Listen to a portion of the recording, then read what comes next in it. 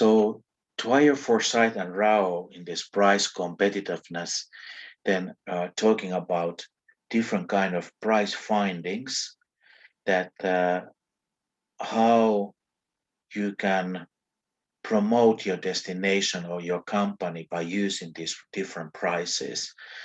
The pricing or setting the prices is overwhelming. It should be a one course already for you.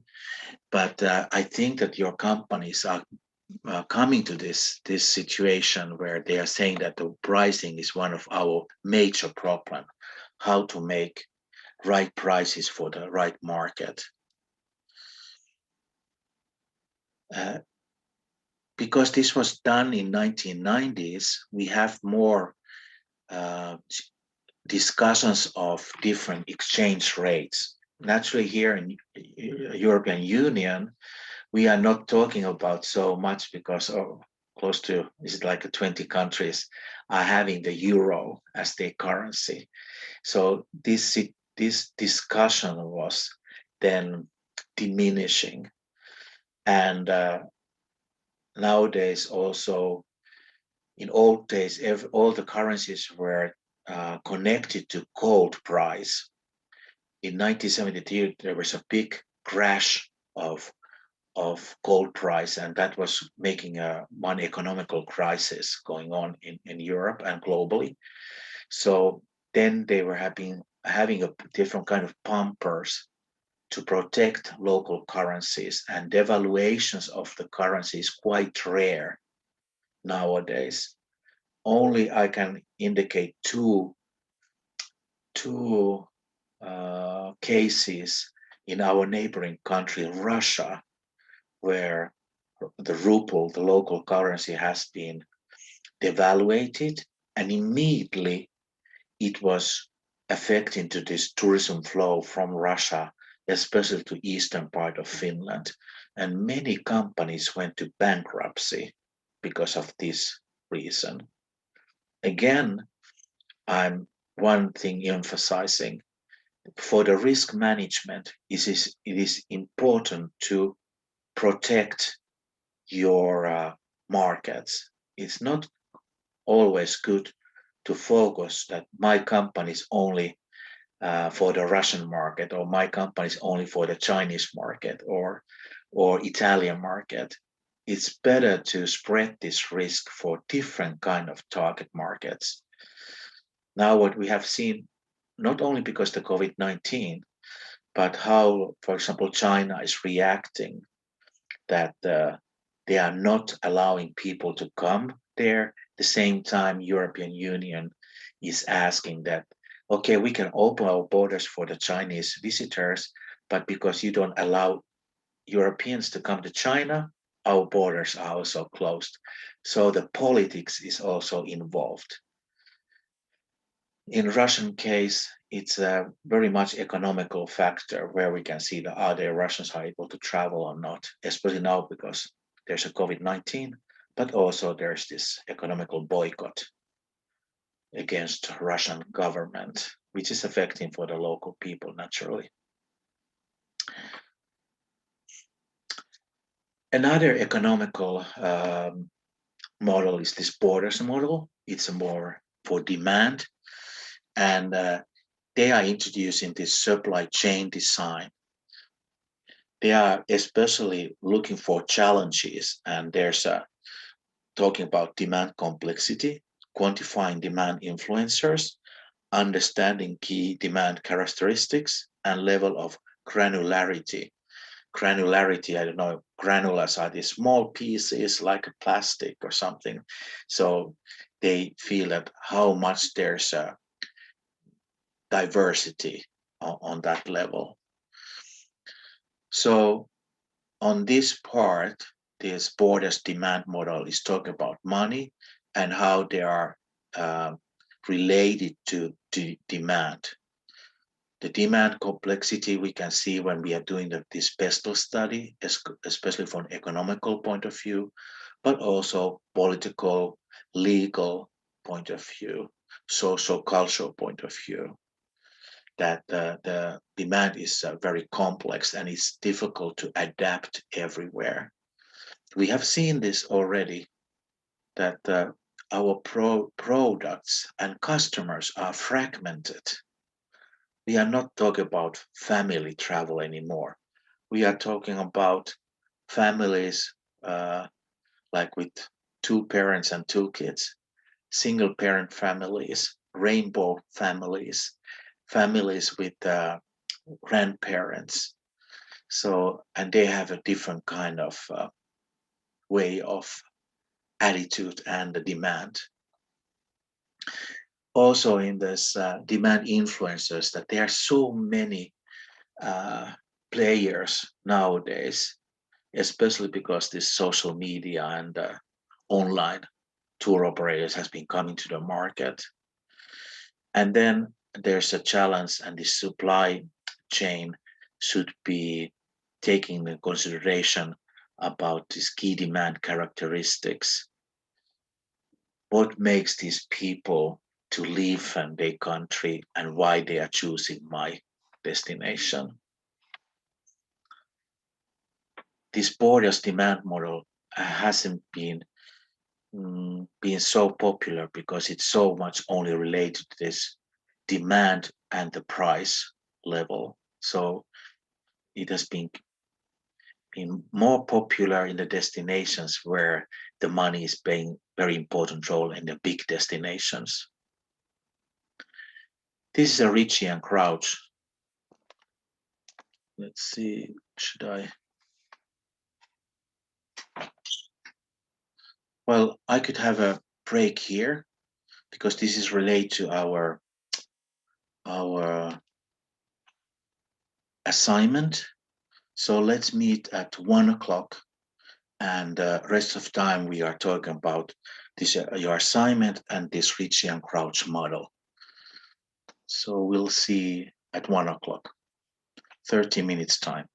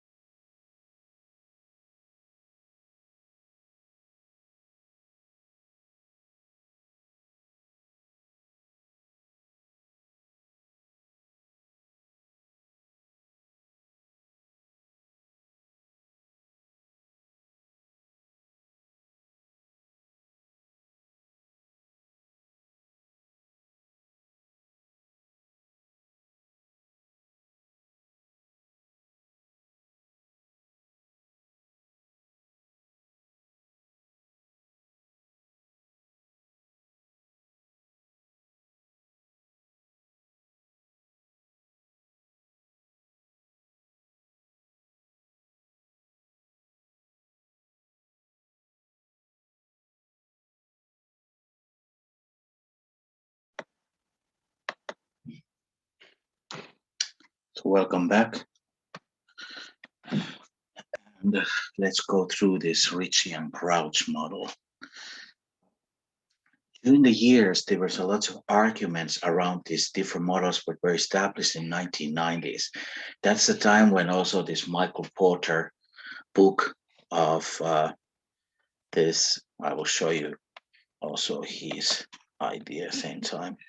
Michael Porter was talking about these 5 competitive elements, and he was more talking about different kind of powers or threats around company operations, like here threats of entrance, who are the new companies coming to the market, power of suppliers, that how much they are affecting to the price level, and also if there were competitors, how these suppliers were affecting how your company operations were done, power of buyers, and threats of substitutes, that my company services could be replaced with something totally different or something similar and even better. And then there was this competitive rivalry that Michael Porter was introducing. But Ritchie and Crouch was going deeper in this level. And now when we are seeing this chart, let's look this first corners, left corner and right corner. I have to also put my video up, okay. So on the left-hand side, you can see comparative advantages, resource endowments, and there you might be having human resources. As I said, you need to hire new people.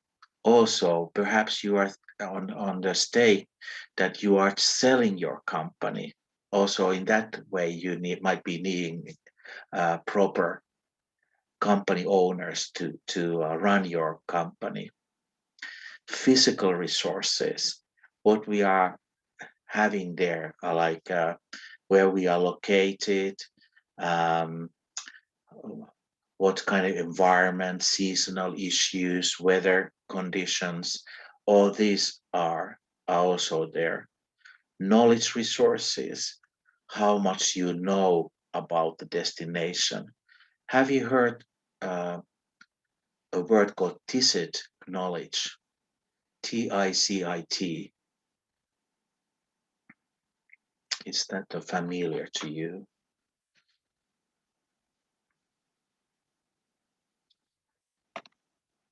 TICIT knowledge is something that it's not known, or let's say it's not publicly written. It's something in your mind, and uh, it's a little bit difficult to describe. So in this way, the knowledge resources are very important. How much these people who are working within your company or destinations are having that visible and recognizable knowledge, but also this TICIT knowledge. Then capital resources, how much there's money involved, and do you have aside perhaps in your bank account money to for these bad moments, or is government coming to help like now in many countries globally to help out these tourism companies because this COVID-19 virus has been affecting so severely. Then we have infrastructure and tourism superstructure, meaning that what is this whole body of tourism industry, how it's involved in development side, marketing, and the sales side. Then we might be having historical and cultural resources and size of economy. What is the GDP, for example, of tourism in Finland, or what is the GDP locally in Rukakuusamo or in central Finland around Jyväskylä, or companies located in Helsinki. That GDP may indicates that the role of tourism industry also, how important it is. You could ask If you don't know this, where to find, you can ask also for these project companies. If you are interested, that listen, we are interested, what is the role of tourism industry in money-wise in the area where I can, have you done this, uh, what is called tourism income study, tourism income and labor study. Normally they are indicating how much companies are paying taxes in the area, how much they are having people, staff to work in those companies, and that can indicate that tourism industry is quite important. I could say that if GDP uh, is over 2% here in Finnish standards, we could say that it is quite important. If it's less, maybe they have challenges to make any infrastructural changes in the area. Okay, these comparative advantages from the left are uh, affecting to what is happening in that destination. And the right hand side, you can see other competitive advantages, audit and inventory, that somehow you are auditing how well you are doing. I noticed that we have this Visit Finland's Rudolph. You can see that we are getting so and so much more or less visitors in the area. They are able to prolong the length of stay, or we can see that seasonality has been improved. So we can find quite easily some indicators on that level. And then maintenance, how to keep up the operations going on. It can be technical, it can be with human resources as well. For example, having a local educational institution where we can get students to be hired for that company. Growth and development is something that is also happening in this macro dimension, how tourism is developed, and is it going to be increasing or declining. Efficiency is a little bit maybe more challenges to be measured, but and I think it's not very sustainable only thinking that how much less you have staff and how much you can make profit. That's somehow kind of balancing. But with this efficiency, perhaps in the same money, you are able to provide bigger volume of customers or prolong the length of stay or hindering the like a deepened sack of the seasonality that we have so immense slumps around the peak season, like we can see in Finland. It's one of the biggest problem what we have, and perhaps in different budgeting and investments for different areas, we can have more efficient and effective way to operate. There might be product development, differentiation of company operation or destination operation, uh, finding something new way of doing marketing, or providing a special new sales service or contracts with tour operators or travel agencies were missing earlier. That could be also bringing some competitive advantage. And these are affecting for this reach and crouch model. And now we are coming to this center part of this chart.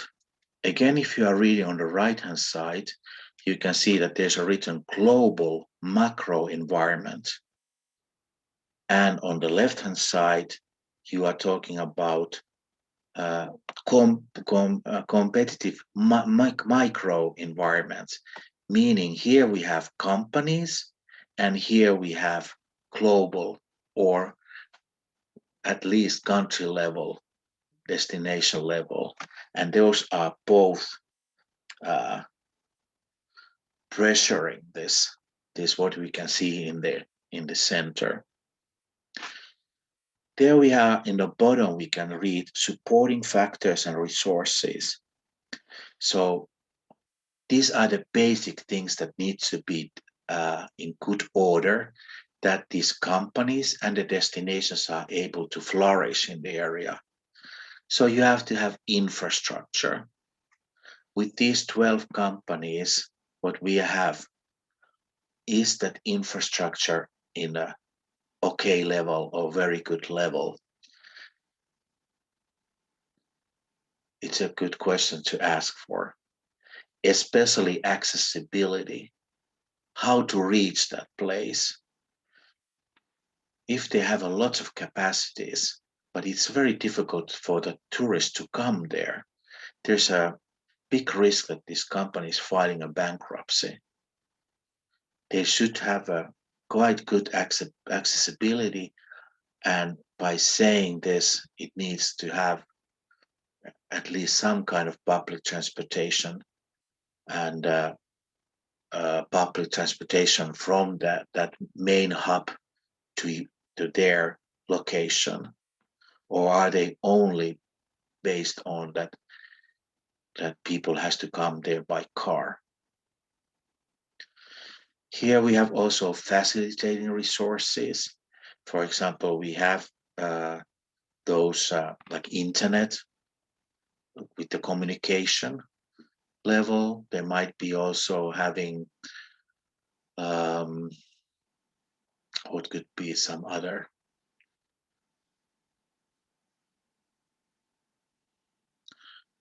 Well, maybe this is a question of alliances as well, but I could, this what is coming just my mind, could be also that there's companies that you are coping with, and you are able to have marketing activities or services made together.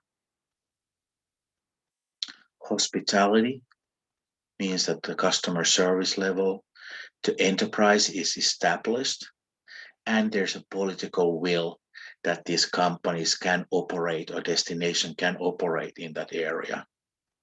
But it's like a Maslow hierarchy, in the same way that you have to have these ground things done before you are stepping to the next level.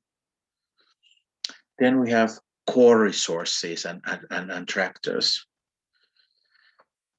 So what kind of climate, how is this very hilly, mountainous area, or next to the sea or lake area?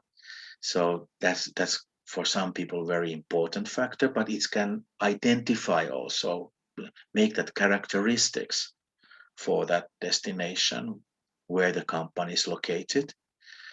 Culture, history, which is giving like a flavor for the company or destination.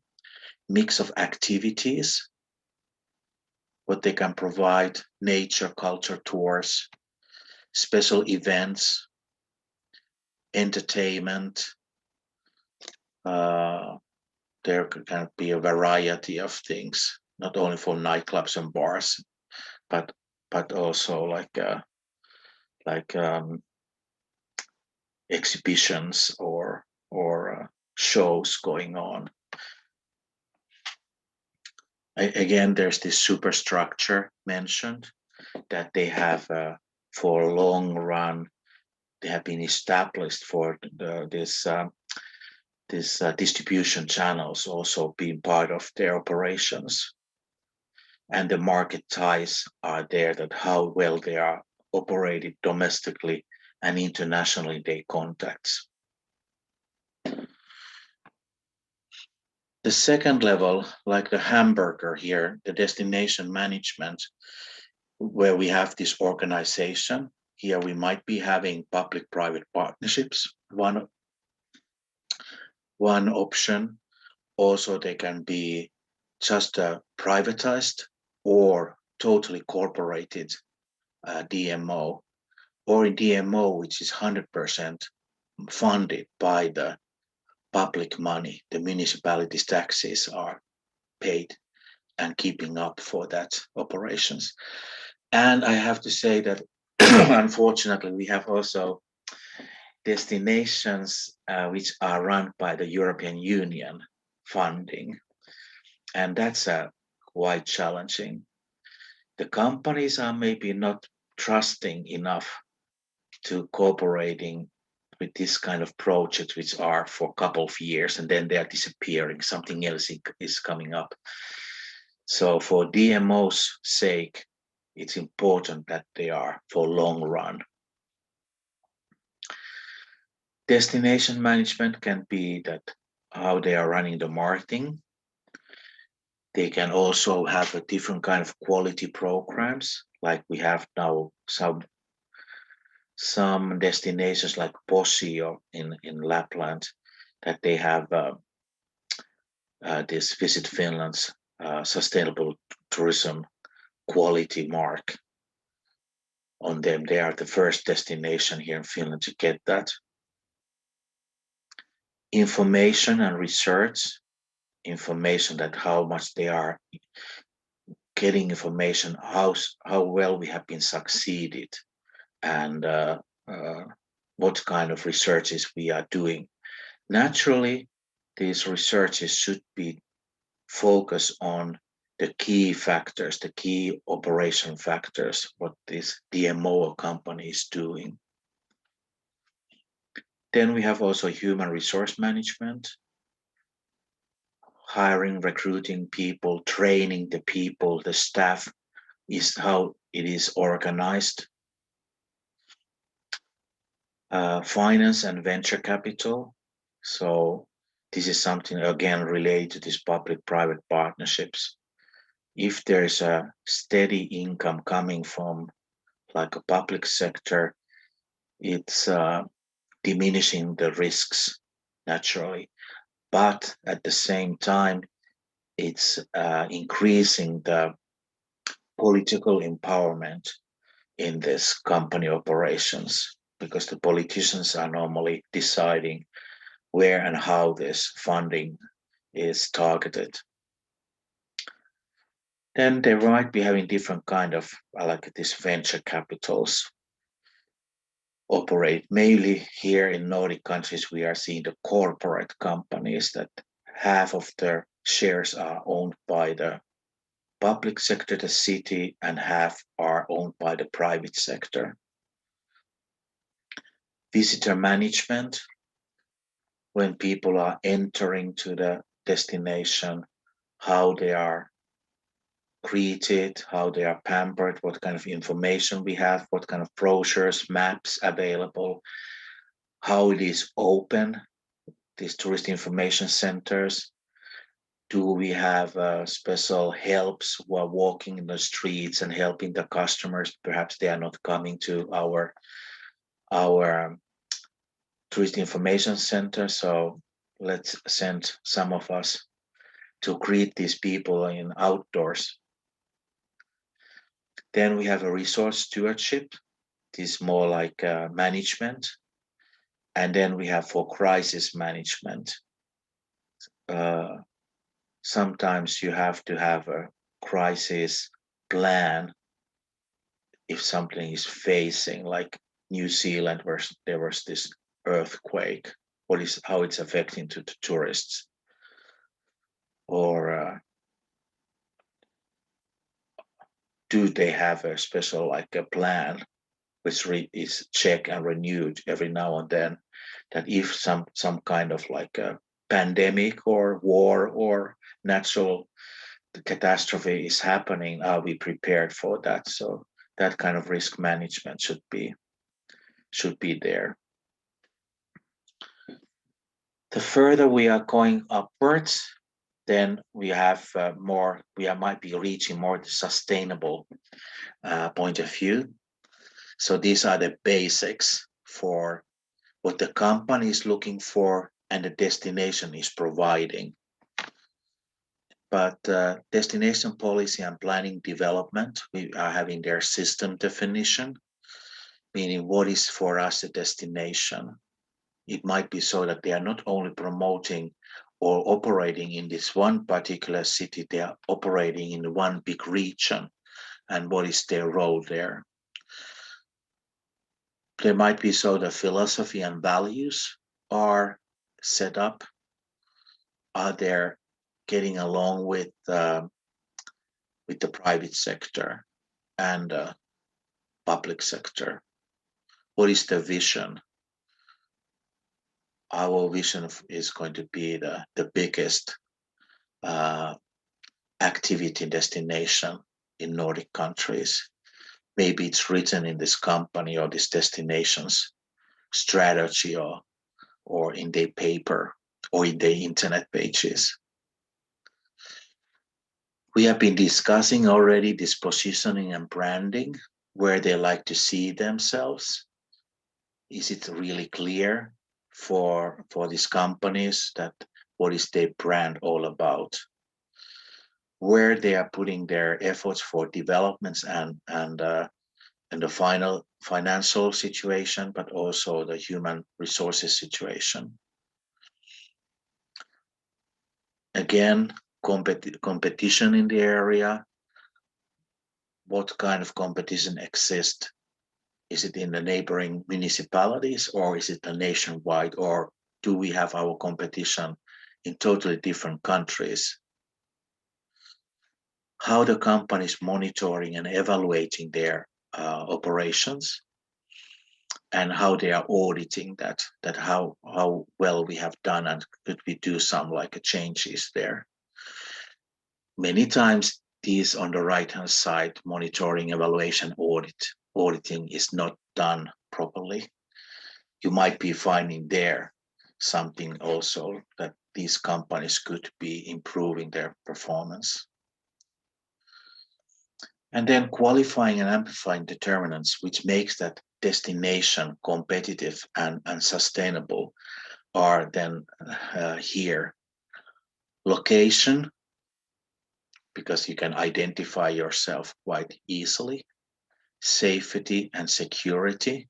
As I mentioned, safety is not only about the violence issue. Cost and value, that is that destination or the area very costly, or is it a really cheap place comparing the other destinations in the area or in the region? Interdependencies are that how many players they have there involved in this tourism industry.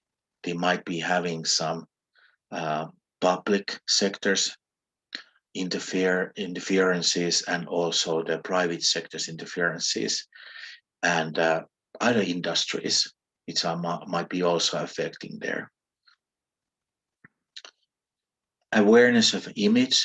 You can see that here we have a lot of things to relate to the branding, and then carrying capacity, that we have 100 hotel rooms, so we can have around 100 people at a time in the destination.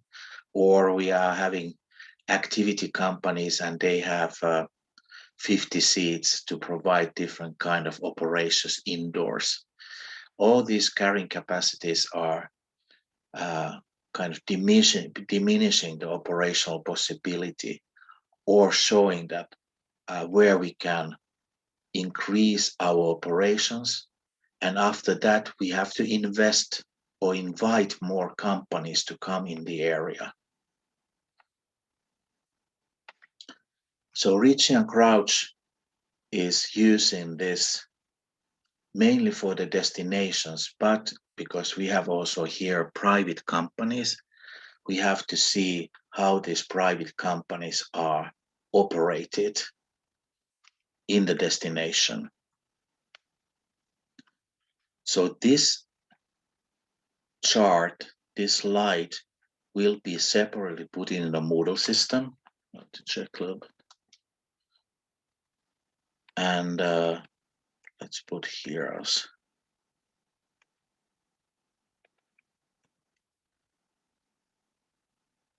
I have again 3 questions. And the first one is about for your company and for yourself, that we have a constant change of an evolution in this world. What kind of change and evolution do you find, or your this company representatives do you found now at the situation? Perhaps many are answering COVID-19 virus, but what else there could be? How they have seen that this few years time that in this working environment there has been changes, and list those changes in your report. You can also do it so that in your team you are sending this uh, to this company representative, and when he or she is answering back, then you are adding your own perspective, something more, or you can ask together a Zoom or Microsoft Team meeting with this company representatives, and you can discuss about these three topics and taking notes and maybe asking a few more questions. But still, I like to see in your report something additional from your own perspective and how you feel about uh, how to improve that competitiveness of that company.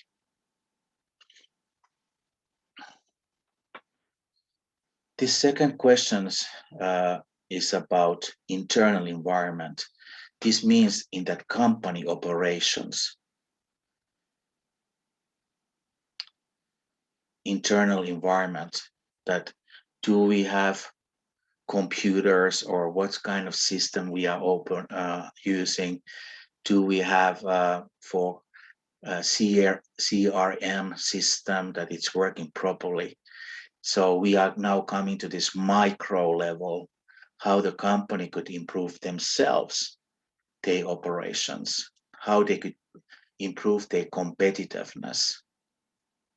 In a hotel, it could be a better hotel reservation system, or they need to have a contract with booking.com, for example. So if they can list, these companies could list some of these internal issues that they like to improve. So take those and add there something more. Also from your side, what you think that this could improve that competitiveness of that company. And then this is something, the third question is related to that how well these companies are known. We are coming back to these issues of marketing and branding once again, but are they really known and known for the local people and known for the other companies, or but how they are known internationally or nationally? That's I have this question. Low awareness will also ensure that destination or company image change slowly. That if it's only 10 or 15 people are not recognizing that company, so whatever changes they are doing, the awareness will be very slow.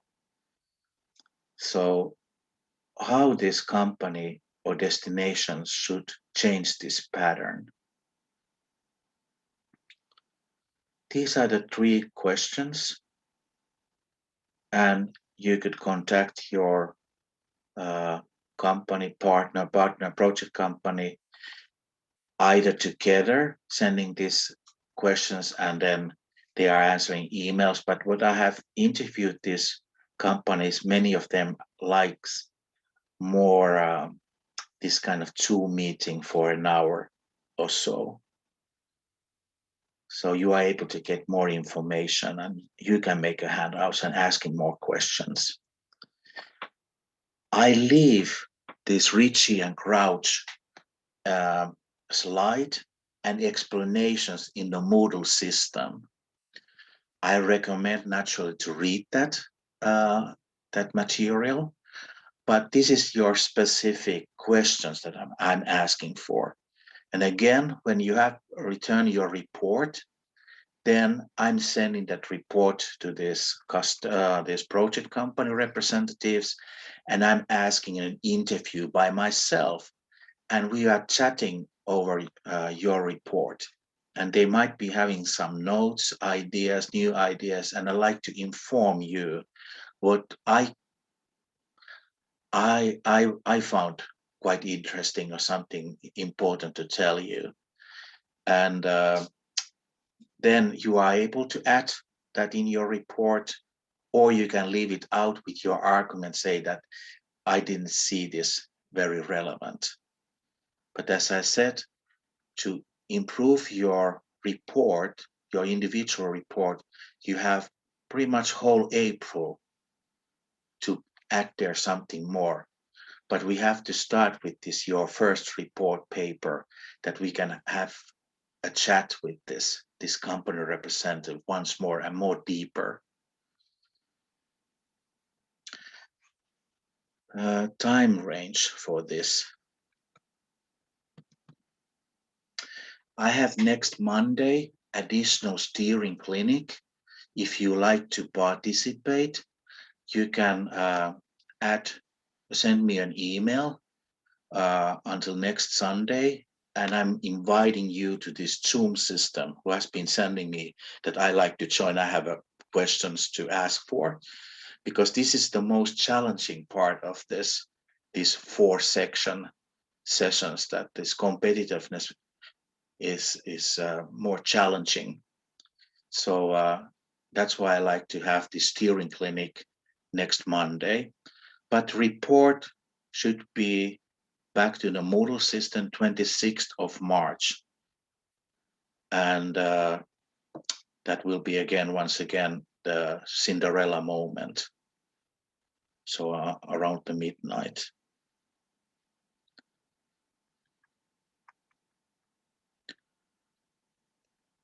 I like to end my presentation to this, what Ritchie and Crouch found, that these models are used to make decisions, but they are assist decision making and should be not substitute for the role of decision maker. So it's always that the company owner or our company representatives are still the decision makers. It's not these models. The models are giving just a structure, and it's like a list that, have you thought about this part? Have you thought about that you could improve your competitiveness in this way?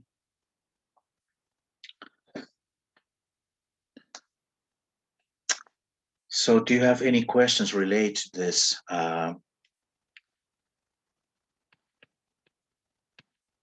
These questions, or the time schedule, or the steering clinic?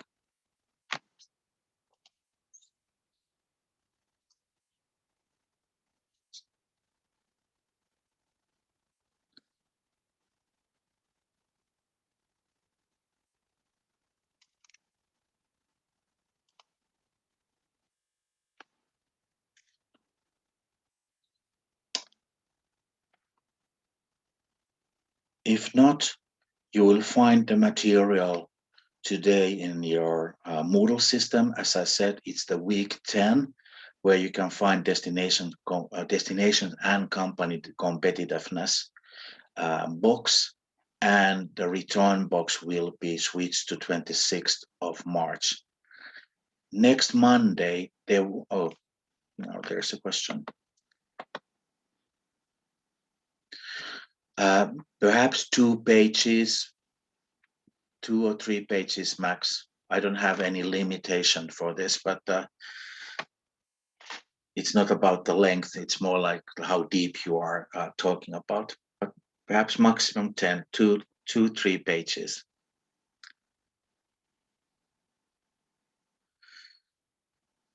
Yes, so next Monday, there's no obligatory attendance for these class sessions.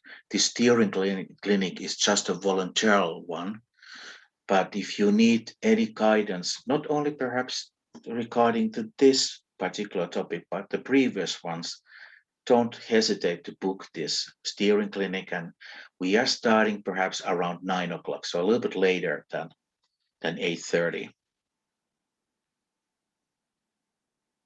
I will write you kind of like a guidelines for the steering clinic as well.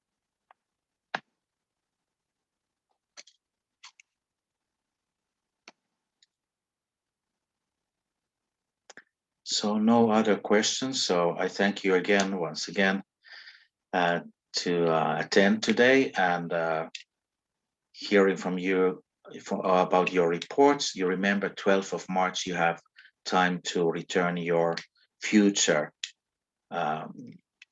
this study assignment.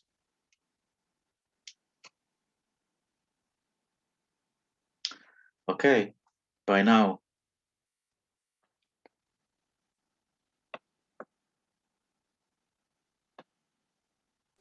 Thank you. Goodbye.